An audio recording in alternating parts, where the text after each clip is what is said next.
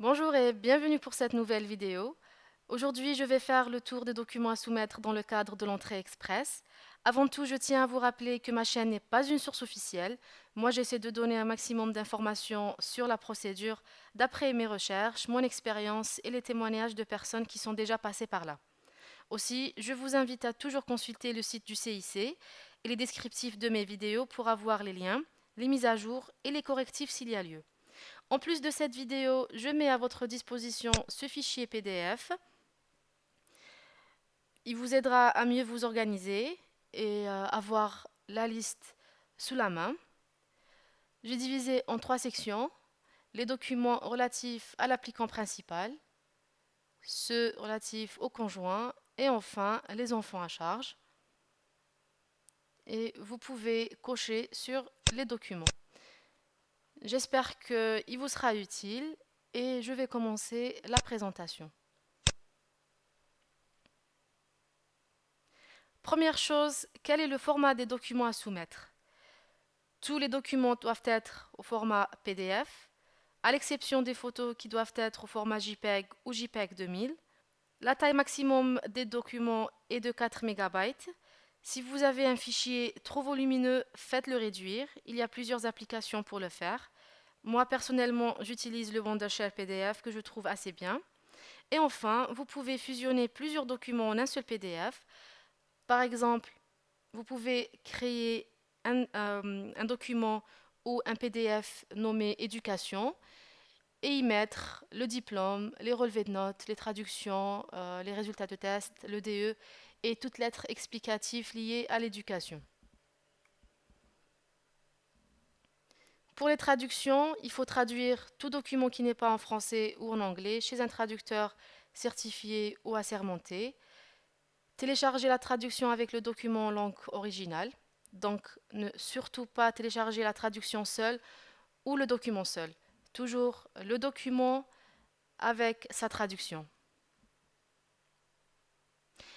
Alors, on commence pour les documents à soumettre.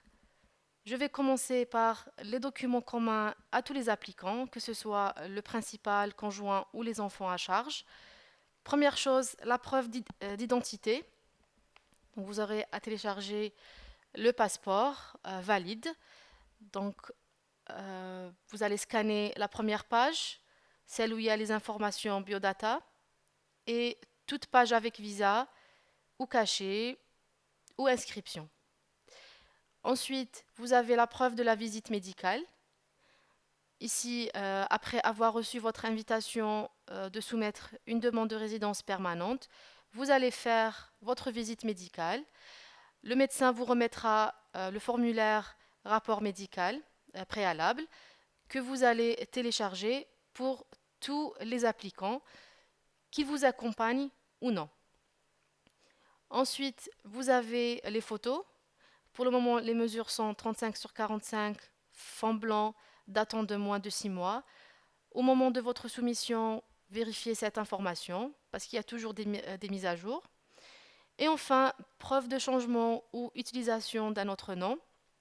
Donc, si une personne qui est dans l'application a changé de nom ou de prénom, vous allez télécharger la preuve de changement. Ici, j'ai pris l'exemple des femmes mariées qui prennent le nom de leur époux. Ici, vous pouvez par exemple télécharger le certificat de mariage, la page du passeport où le nom du mari apparaît, ou tout document qui montre l'utilisation ou le changement de nom.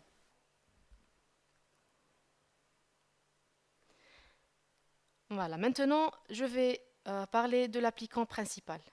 Première chose, c'est la preuve d'éducation. Si vous allez télécharger votre diplôme, plus son EDE, les relevés de notes s'ils sont disponibles, plus les examens ou le résultat des tests TEF et ou IELTS, et toute lettre explicative en relation avec l'éducation. Je tiens juste à vous informer que l'EDE et les résultats des tests TEF ou IELTS ne sont pas obligatoires. Vous pouvez vérifier sur le site du CIC, mais très souvent, ou je vais dire dans la plupart des cas, on les demande comme des documents additionnels, donc de préférence les mettre dès le début. Il y a eu aussi des cas de rejet pour les EDE, donc toujours mettre le diplôme plus son EDE.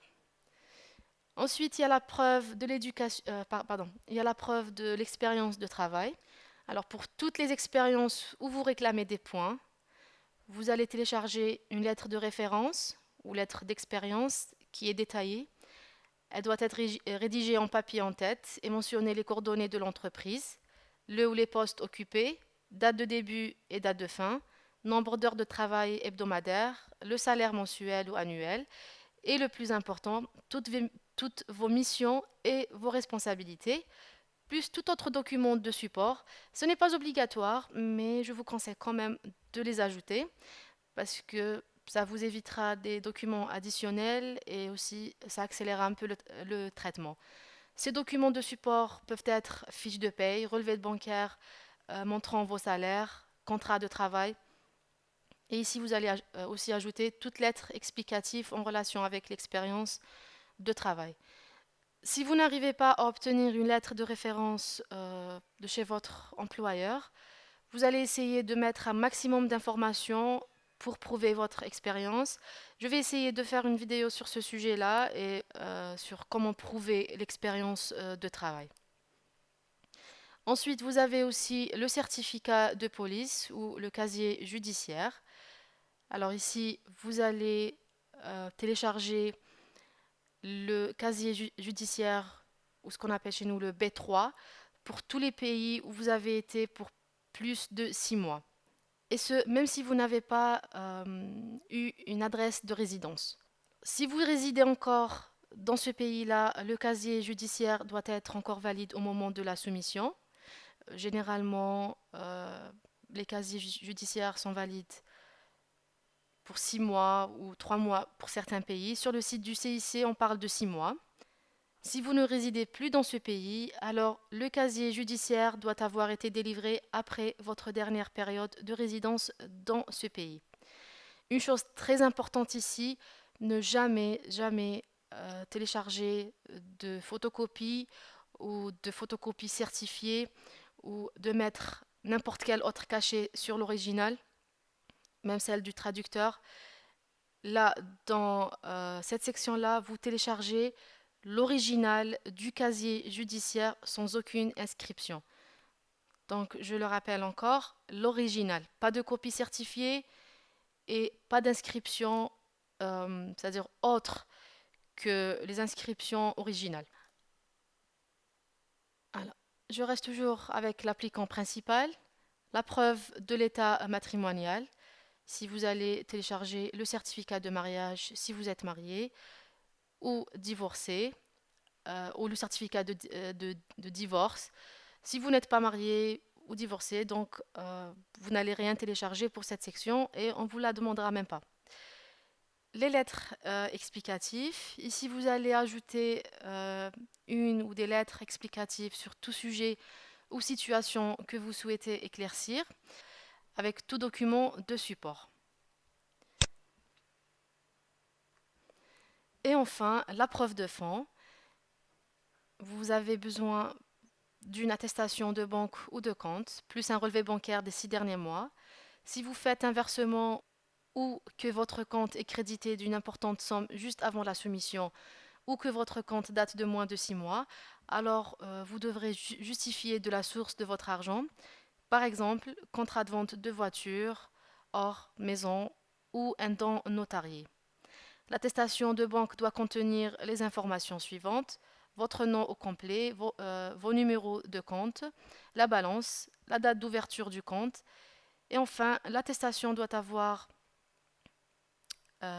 être aussi imprimée sur papier en tête de la banque et indiquer les coordonnées de cette dernière. Récemment, on dit que les biens immobiliers peuvent être considérés comme étant une preuve de fonds. Mais personnellement, je n'ai pas encore vu de personnes qui ont réussi à avoir leur visa avec ce genre de preuve. Donc je reste branchée sur le sujet et si j'ai des nouvelles, je vous le mets dans le descriptif de cette vidéo. Pour les candidats de province, toujours ajouter la lettre de nomination. vous pouvez l'inclure dans la section lettres explicatives. Maintenant, on va voir les documents relatifs au conjoint. La première chose, c'est le certificat de police ou le casier judiciaire. C'est la même règle que pour l'applicant principal. Ensuite, preuve d'éducation. Ici, vous allez télécharger les documents relatifs à l'éducation seulement si vous réclamez des points sur l'éducation ou sur la langue. Donc c'est la même chose, diplôme plus EDE, relevé de notes, résultats de test et toute lettre explicative en relation avec l'éducation. Si vous ne réclamez pas de points pour l'éducation, ne déclarez pas l'éducation de votre époux ou de votre épouse lorsque vous remplissez la section éducation. Laissez ça plutôt pour l'historique personnel. Ensuite, la preuve de l'expérience de travail. Ici, c'est la même chose. Si l'expérience est gagnée au Canada et que vous réclamez des points, donc ajoutez l'expérience de votre conjoint dans la section expérience. Sinon, ce n'est pas la peine. Gardez-la pour l'historique personnel. Et comme ça, vous allez éviter donc d'avoir toute une liste de documents à soumettre pour rien, parce que au final, vous ne gagnez aucun point. Les enfants à charge. Première chose, la preuve de lien de parenté. Donc vous allez mettre l'extrait de naissance. Ensuite, le certificat de police ou le B3, seulement si l'enfant a plus de 18 ans. Donc s'il a moins de 18 ans, ce n'est pas la peine. Autre document. Ces documents-là ne sont pas obligatoires, donc vous pouvez ne pas les ajouter à votre application. Toutefois, il arrive que le CIC les demande en documents additionnels. Par exemple, l'annexe A, la déclaration des antécédents. Il arrive qu'on la demande surtout pour les cas de personnes qui ont déjà eu un rejet de visa, que ce soit pour le Canada ou pour un autre pays. Donc si vous avez déjà eu un rejet, téléchargez l'annexe A. L'annexe 4, qui est aussi optionnelle pour les candidats de province, c'est la déclaration des candidats de province où vous montrez votre intention de vivre dans la province qui vous a nominé. Et enfin, toujours lettre explicative. Si vous voulez ajouter une lettre pour juste expliquer une situation ou par exemple un document que vous ne pouvez pas avoir, donc vous pouvez ajouter des mots ou des lettres explicatives. Et enfin, certains documents s'appliquent à des situations bien spécifiques. Par exemple, si vous réclamez des points pour une offre d'emploi, vous allez télécharger la preuve d'offre d'emploi au Canada. Si vous réclamez des points pour un membre de votre famille, donc vous allez aussi télécharger les preuves de lien de parenté avec un membre de la famille au Canada, et etc., etc. Donc, si vous avez une situation bien particulière, donc ici, d'autres documents peuvent s'appliquer à votre cas. J'espère que cette vidéo vous a été bénéfique et que ça va vous aider à vous organiser pour les documents à soumettre dans le cadre de votre demande de résidence permanente au Canada. Si vous avez aimé cette vidéo ou mes autres vidéos, je vous invite à vous inscrire à ma chaîne. Et aussi, je tiens à remercier tous ceux qui me supportent. Et je vous dis à la prochaine et bon courage tout le monde.